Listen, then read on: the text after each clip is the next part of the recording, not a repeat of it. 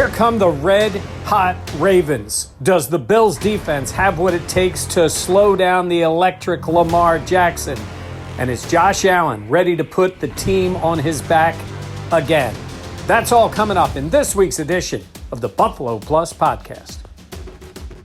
Welcome into the Buffalo Plus Podcast presented by BuffaloPlus.com. Mike Catalana, Dan Fetes. I am Jenna, Cottrell. We are on to the Divisional Round as the Bills getting ready for Saturday night kickoff against the Ravens and their second game of the postseason.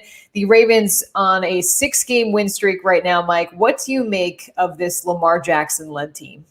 It's a lot tougher team than it would have been if they were playing the Steelers, I tell you. I mean, I think we're in agreement here. They would have hammered the Steelers in that game. That is not the team that played the first half. I won't even say the first 11 games, certainly the first half. They were a mess, really, and Cleveland put them out of their misery. But it would have been great for the Bills to see Pittsburgh somehow win that game because the matchup is so much better for the Bills. The Ravens are a nightmare of a matchup. They really are. Not that the Bills aren't still the better all-around team, but, Dan, at this point, it's matchups, man, in the playoffs, and this is a tough one for the Bills. Yeah, I think last year playing them once, even though they lost, helps a little bit. I think it does. This isn't a new offense. It's funny, Jenna and I were talking last night after the game, and after the Steelers game, being like, oh, I got to play the Ravens. Like, what do you make of this? And I watched that Ravens game, and I mean this in the compliment sense. I don't mean this as an insult. I don't know why Mike Smarty's smiling, but I go – I see the Ravens offense as like a high school offense that they run about 5 to 6 plays. Like they go through a drive and I go, I saw that play 2 plays ago. They ran it again and it works. And my brother played college football, high school football, coached high school football. And he told me that they ran like 5 plays. He goes, that's all we cared about was 5 good plays. We had a run to the left, a run to the right, a run up the middle, and 2 pass plays. He's like, that's all that mattered. He goes, we were going to run those plays better than anybody else. And watching this team earlier in the year, it was almost like they were trying to prove that they were that they could do more, that we weren't just this team, Jenna, that could only run the ball. Like, we're going to show you that Lamar can throw too, right? That is exactly how I feel. I feel like early on in the season, it was like they were trying to be too cute. Like they were trying, like you said, trying to prove Lamar Jackson coming off an MVP season. Obviously had the loss in the playoffs last year, but I felt like they were trying to prove like, hey, he can be an incredibly efficient passer as well. And then I feel like with the injuries and then this team just kind of not having the success, they took it back down to the basics, and that's when you saw this offense come alive, and then the defense really turning a corner as well. But, Mike, I mean, looking at the stats, Lamar Jackson has basically 100 rushing yards in the last 5 games of the season. We know how dynamic he is, but it's just, to me, one of those things where they saw him last year, but he is so good. Like Dan said, they run a couple of plays, and they just do them exceptionally. They do. And the Bills saw them last year. And Leslie Frazier said it today. Yeah, until you see that speed in person, like you're going, wow, he's fast. And these are all guys that played against Mike Vick or have seen Mike Vick, the coaches certainly. And, sometimes we forget, and people do, it wasn't that long ago. I mean, Mike Vick was a spectacular runner. Lamar is a little different, and he is powerful too. Not like he's going to run people over, but I'll get an example. The touchdown he had yesterday wasn't a called run. It wasn't a sweep to the outside. Yep. He took off up the middle. And I think maybe, Dan, you mentioned it yesterday, in 2-hand touch, he would have scored.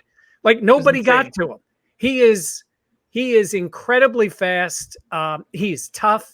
He does all those things well. And is he the perfect all-around quarterback? No.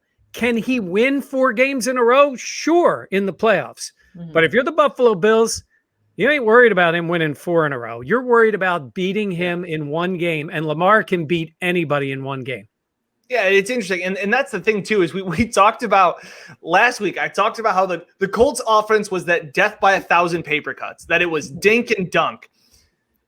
The Ravens offense is like that. They really want to run the ball. They can have long possessions, but then Lamar can do what he did last week. Like Mike talked about in the touchdown run, where it's like, they're getting 3 yards a pop. And then he goes zoom and shifts into a different gear and goes 47 yards like it's nothing. And there were 2 Titans that had him wide open in the field and nobody else. And they didn't Mike, they didn't put fingertips on him. Like, no. And that's when Leslie Frazier said today, like, we knew he was good. We saw the stats last year, but until you were on the field and went, like, the film doesn't do him justice. Like that. And again, it is hard to simulate his speed. It just can't be done on a practice squad, whether it's Isaiah McKenzie's going to try and be, Lamar Jackson. Him last year. He was scout team. Yeah, him or Ray Ray. I can't remember. One of them was Ray Ray. I think maybe it was Ray Ray McLeod was him. And it's like, it's just too hard to simulate. So it's going to be in some ways, it's going to be similar where they're going to try and run the ball down the Bills' throat like the Colts wanted to do and had success at times. Mm-hmm. But then Lamar is the home run threat every time he has the ball in his hands. Yeah. And Jenna, he can throw it. Yeah, I mean, like that is part of his game right now. And I do think he's adjusted. And he's had some games. I mean, last year he was player of the week 5 times. I mean, he had 5 300-yard games. He led the league in touchdown passes last year.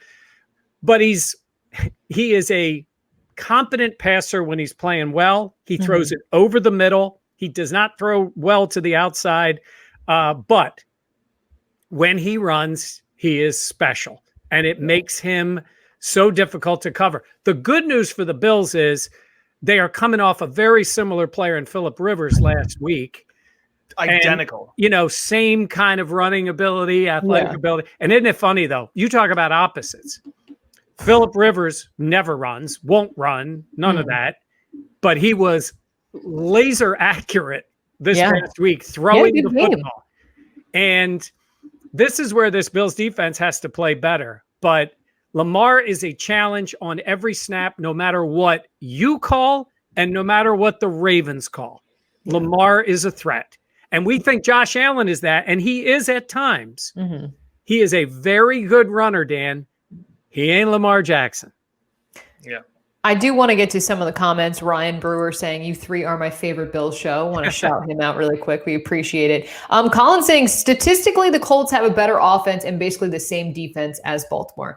Now, I feel like that is not an accurate picture just because the struggles that the Ravens went through earlier on in the season. And we know how, like we said, how dynamic.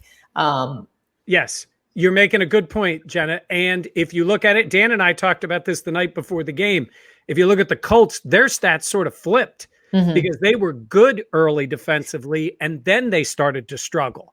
Yeah. So yes, you can, the total numbers may look that way, but the Ravens defense is playing as well as they've played, better than they've played all year. Yeah. And their offense has been scoring some points. I think that's what scares me the most is just to see how well their defense played. Like they limited Derrick Henry to 40 yards. They gave up a field goal in the second half to Tennessee. Like that to me is just scary because look, I know we talk about, Josh Allen and how high flying the Bills offense has been, but I mean, the Titans offense obviously led that team for the entire season. Derrick Henry, 2,000 plus yards. Like that is an impressive unit. And for them to be so strong against them, you have Calais Campbell up front. Like there's so many things that makes me nervous because last week we saw, Josh Allen and the Bills, what's it? Survive and advance. That is exactly what they had to do, but they played against a great offense. And there were definitely moments where it was like, ooh, this game could go either way.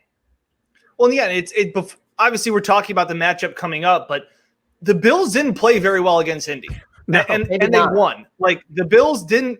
I think I just saw somebody comment that I had tweeted that the Bills had lost the yards, the yard battle. They lost the time of possession. They didn't force a turnover. Somebody said they didn't force a punt, which I thought they had forced a punt early in the game. But anyway, no, go ahead. I just thought that for how bad the Bills had played, and bad's the wrong word. How average the Bills had played.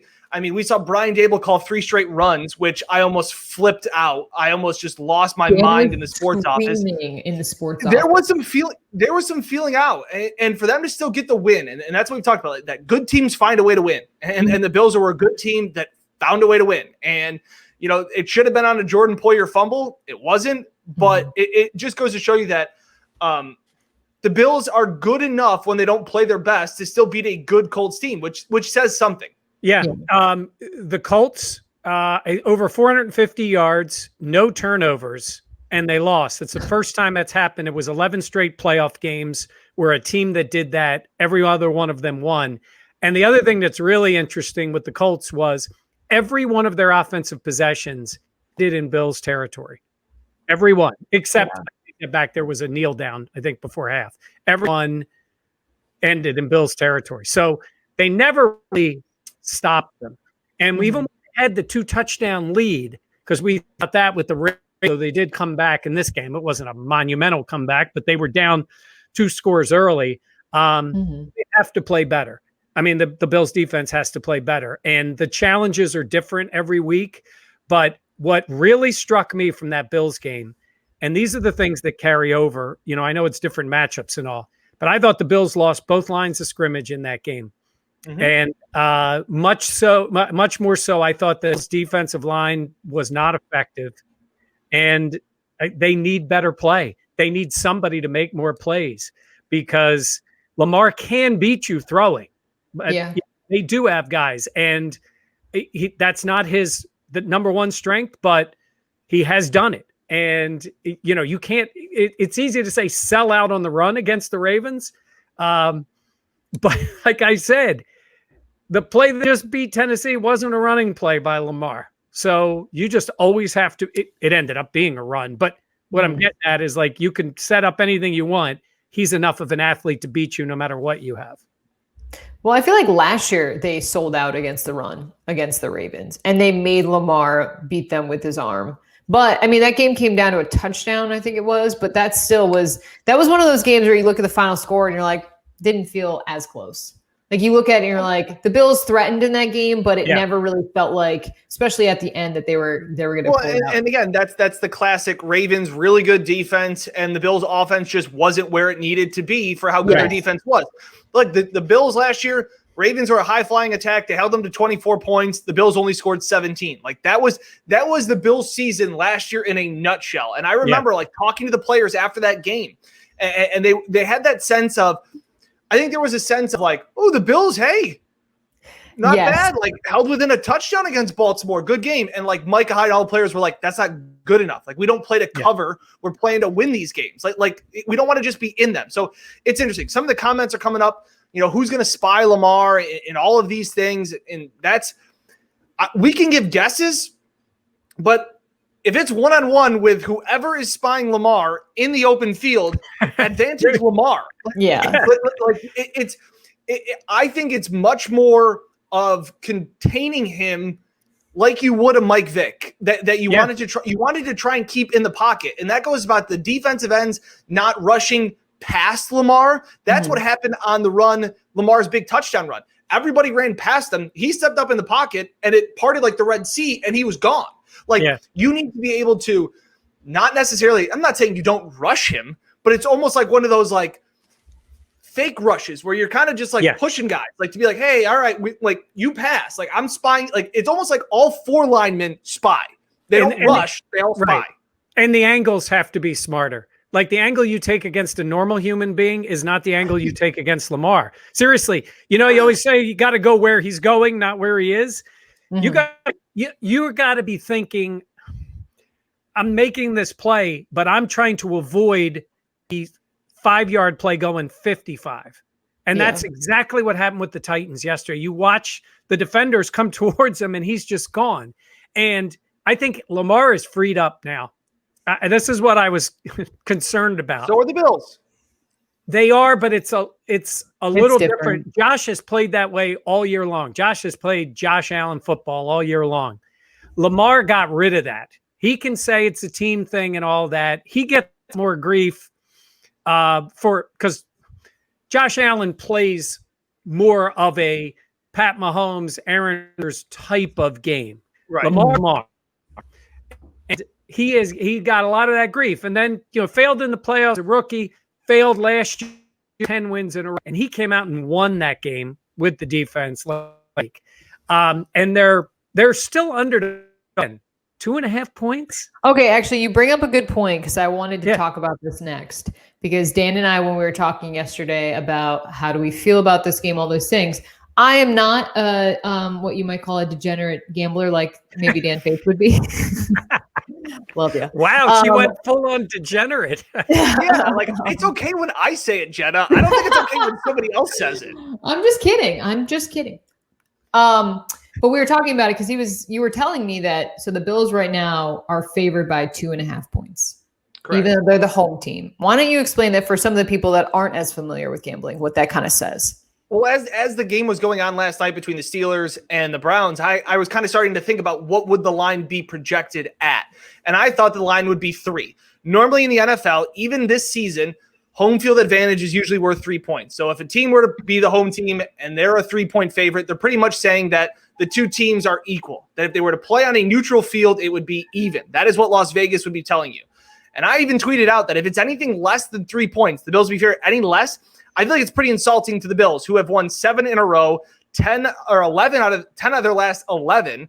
And it's a weird dynamic to me. Yeah. I know that 2.5 and 3.5 are major differences in Vegas sports lines. 3 is a critical number because it's just a field goal. I don't see this line moving much. It's an interesting thing to say that Vegas is saying the Baltimore Ravens are a little bit better than the Bills on a neutral field. It's a bold statement to make for a team that won 13 games and has a potential MVP candidate. The only thing I can compare it to, Mike, is when the Bills went and played the 49ers earlier this year, and the Bills opened up as a 2.5-point favorite, and all the money poured in on the 49ers. And by the end of it, the Bills were an underdog against the 49ers. And the only thing I can think of was the running game. It was that the 49ers were going to run the ball down the Bills' throat, and that's what everybody thought. That didn't end up happening. The Bills won that game easily. But that's the only thing I can think of the Bills this season being disrespected by a Las Vegas line. All right. So, Dan, I want to ask about this, where the Bills have been. When we talk about the lines, it's just interesting to me, the perception of teams, right? So sometimes there'll be a number and whatever it is. And what's Vegas trying to do? They're trying to even out the money, right? Correct. They're trying to get as many people to bet basically one way or the other. But there are times when all the money is on somebody. Like no matter what Vegas does, like 80% of the number is on, we think, like say this week, it would be maybe Tampa Bay or whatever it is, whatever the team is that somebody thinks is going to win big. Maybe even Kansas City because they're playing the Browns, though they're given a ton of points, right? Isn't it like 10? 9.5. Yeah. Wow. But what I'm saying is for this kind of game, aren't the Bills relatively popular with bettors as a favorite? I mean, they've been really good, right? Well, that's the thing. The Bills have been 11-5 against the spread this year. It's tied for the best mark in the NFL with the Miami Dolphins, who are also 11-5. So that's against the number. Interesting dynamic too is just the fact that I know there's a lot of money that are on Bills to win the Super Bowl money. Like there is a lot of money hanging over that is out there that is vulnerable to Vegas casinos if the Bills win the Super Bowl. And I did see something else too that and I know a bunch of comments are coming in saying that the Bills are being disrespected. This is another sign, like, Dan, they're the Rodney Dangerfield of, and that's a great comment by Dave. And I joked around about that last year after the Pro Bowl, like when they only got one Pro Bowl, when Trey White was the only Pro Bowler. And I was like, this is a playoff team. One of the top defenses, they only get one guy. Right. The Pro Bowl is a lot different than Vegas. The Pro Bowl can be wrong. Vegas is very rarely wrong. Like they don't build those casinos and big shiny buildings on losing. So it's a weird dynamic. Yeah. Hey, Dan, how about this? Bills are ready to break the huddle. And McDermott says, we're only 2.5-point favorites. Like, come on, guys. We should be 3-point favorites. Okay, wait. There was a question that I did want to get to because I thought this was pretty interesting. Lone Wolf asked earlier on, does it really matter if Zack Moss is out? Now, Moss, if you hadn't seen, he obviously had the injury to his ankle at the end of the game on Saturday. He left on a cart. He's expected to basically, depending on how long the Bills play, miss the postseason. Today Sean McDermott was asked who he expects to have step up. Is it going to be TJ Yeldon? Is it going to be a guy like Antonio Williams, a running back that saw a little bit of time, had a good showing against the Dolphins in the season finale, regular season finale. But I mean, how much of an impact, Mike, is that not having Moss out?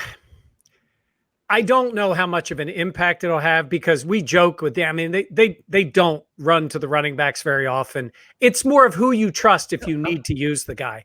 And like TJ Yeldon has been around the league. He's played in playoff games, and you are talking about a back who did have a couple of touchdowns in the game against Miami at the end of the year.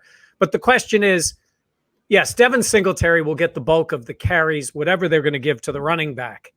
But what if Singletary goes out? Like, what if you are in that spot? And it's easy to say, and Dan knows this. Well, break truth. He does know this, that while it's great to know that you can pass all the time and be effective, in order to try to help your offensive line, you do need to call running plays every once in a while. Like, you cannot have these guys pass block 60 times a game, okay? You do need the ability to run the ball on occasion. And there are defenses that are set up that if you don't run the ball, you're foolish. And 3 in a row, that surprised me a little bit on Saturday. And them going with Josh Allen running the sweeps. I wrote something this week and I compared it to lighting the grill with a match, right? Oh, you have a gas grill. Yeah. Well, I know somebody who's done it a few times, and I know somebody who's upstairs in my house, and she may be asleep already tonight, who does it too often. And I always tell her that it's dangerous. It's effective, but it's dangerous, right? So the grill doesn't always light with the igniter. So you just get the gas going, you put your head away, and you light the match, right? And oh, there it is. Okay, it works. It's effective. Don't keep doing it. And that's the way I feel about Josh Allen running those sweeps. He got yards. He's big. He's strong. He's tough. Enough of that. Well, Allen accounted for all but 42 yards on Saturday. Yeah, those numbers are a little misleading, I would say, because when he throws the ball to the wide receiver, he's getting the credit there. I mean, somebody did catch the ball and run. Yes. Like yards after catch is not factored in as much. All those yards are not a factor. Like if he throws it 50 yards downfield, you can say Josh Allen had, if you added up everybody's yards, it's way more than the yards the team has, because Josh gets them and so does Stephon Diggs. I mean, what did Diggs have? 146. 26 yards or 26 yards.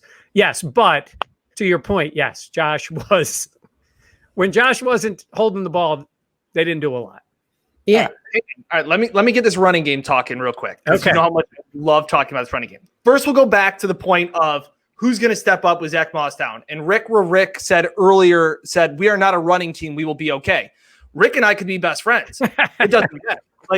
Maybe a couple, like I even try to think about it, like 3rd and 1 situations. It's like, you have a 6'5", 220-pound quarterback. Like you're going to be okay. Like Josh took a lot of hits. He did on Saturday, unnecessary ones, and was smiling after. Like it's again, Mike. It's a great analogy with the gas and the lighter. Like that's a great analogy. And now I'll get haters on for this. Antonio Williams will have zero impact on this game. Like he is the new Christian Wade. Like yes.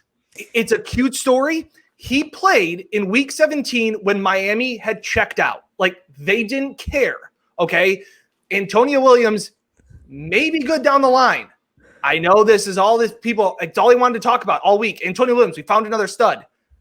Maybe, but he will have no impact on this game.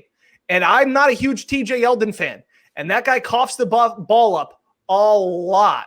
But Sean McDermott will go with experience in a playoff game. Dan's right. You're telling me that Antonio Williams is going to go from playing mop-up duty in week 17 to now playing meaningful games in a divisional round? It is not happening. Yes, because we're talking about a guy getting 2 carries in the game, right? If they got to spell Singletary, you got him out there. It's 2nd and 4. And you run the ball to TJ Yeldon. Like that's or a little dump off pass.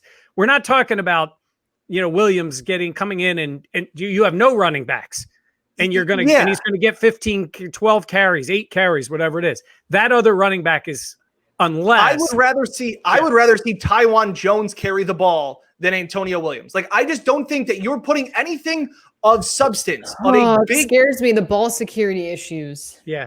But again, I don't think it's going to matter. But if you need somebody to hold on to a football, I'd rather have a guy that has done it for 5 years than a guy getting his 10th snap of his NFL season against a Ravens defense that punches the ball out all the time. Yeah. They are very You're going to good go at with that. experience in this spot. That's why Antonio Williams didn't play all season. Like it's the Christian Wade thing all over again. It's the Duke Williams thing all over again. It's a cool story. It was awesome. I remember we were joking in the press box and we were sitting there, Jenna, in the Miami game. We went, when he scored a touchdown, we went, ooh, Antonio Williams, he might get in Zoom Room 3. Like, hey, how about this? And then he scored another touchdown and we went, hey, Zoom Room 2, here we go. And we're like, well, we're going to have to ask him how to pronounce his name. Like, that is how little of an impact Antonio Williams will have. And that is the end of my TED Talk on Antonio Williams. He is the taken over for Duke Williams. Well, Stephanie makes a good comment, though. Look what they did with Duke Williams last year. They did that's exactly what I They had faith in him. Yeah. Different dynamic. And I agree. I'm having this conversation. Duke made the one catch. Dan's buddy walked right up to him in Tennessee. And then in the playoff game, they were throwing to Duke. Yeah. That was not good. Yeah. Yeah. No, I'm with Dan on this. I think we joke about it. Obviously the running game is a limited thing. They've been splitting the carries between Moss and Singletary. And what did Sean say today, McDermott? He said when he had his arm around Singletary when Moss was injured, he basically was saying it's your time. Okay, like this is what you worked for. And I like Singletary. I think they're a little, this is my impression, I think they're a little disappointed in him this year. Like I think they thought he would take a step that he didn't. But you might get something out of him. I mean, he does contribute in the passing game sometimes. He has broken a few runs. I know the one was at the end of the game with New England. But he does have that ability. He showed those flashes last year. Yeah. Wouldn't it be something if the Bills ended up winning this game because of the run game? Wouldn't that be something? Wow. It won't happen, though. But that's a cute theory. I was to say. We'll survive in advance, Dan. Well, it's funny. A couple other comments, too. And a couple of comments came in saying that TJ Yeldon's good in the passing game. I remember I was at the Tennessee game where he caught a couple screen passes, and I just think you go veteran. You go veteran in this spot, and a guy that can do some special teams. I don't know. Hey, by the way, matter. I would rather have Josh Allen throw the ball 36 straight times than hand the ball off to Antonio Williams. That's it. Like if Evan Singletary goes down, which Mike makes a good point, it is a concern, and Sean McDermott and Brian Daboll will have to be prepared for that's a possibility. When he goes out of the game, you're just not running the ball. Like, I don't know what and you also have special teams concerns. Who's going to fill in on some of these spots because everything drops down a little bit. And we don't know how they're going to manipulate the roster. I mean, they have adjusted a little bit. This is a different team. Is there an extra linebacker? Is there an extra corner? Like again, all of this plays into it. They could get another guy if they have Yeldon or Williams in there catching a pass. Would it count for 14 different guys? Because Tywan Jones dropped the one in the end zone. Yeldon does not have a touchdown pass this year. So whether that would count towards that, I don't think because it's in the playoffs. But maybe that happened this week. Derek Presti has made a couple of good comments. He wants Jenna to talk more or to allow us to let Jenna speak, Mike. He also says, with our wide receiver depth and talent, there should be someone open on every play. Throw to win. Love that. Did you pay him, Derek, you're a smart dude. Did I pay you, Derek? No, I mean, that brings up a good point, though. And I feel like especially now with Moss's injury, it's like, okay, go with what got you here. You're waiting for me to continue talking because of what Derek said. Okay. I see how it is. I see. I hate you guys. Not everyone watching, but Mike and Dan. I feel like we should wrap up here, though, because there are plenty of more storylines to get to tomorrow, but it's been about a half an hour. Yeah. And what does Jenna think about this game overall? Sorry, I'm reading a comment from Bullseye. No, I think we can get into that tomorrow because we want to save some stuff for tomorrow and for the rest of the that's a tease. And that's what we call it. Wow. You know me. We'll have plenty more up, though, on buffaloplus.com. You can hear what Sean McDermott, Leslie Frazier, Brian Dable all had to say this afternoon. They talked a little bit about the game on Saturday and then also looking ahead to the game this upcoming Saturday. Again, that game is at 8:15 on Saturday night. And we'll have plenty more coverage on buffaloplus.com and on our YouTube page. Be sure to like, comment, and subscribe. Mike's not going to say anything else this podcast because he's Mike Catalana. All right, for Mike Catalana, a silent. Actually, I should save this video because it's Mike not talking. That's the first time ever. And Dan. All right, Mike and Dan are quiet. They'll be talking tomorrow. I'm Jenna Cottrell. We will see you later on in the week as the Bills get ready to host the Ravens on Saturday night.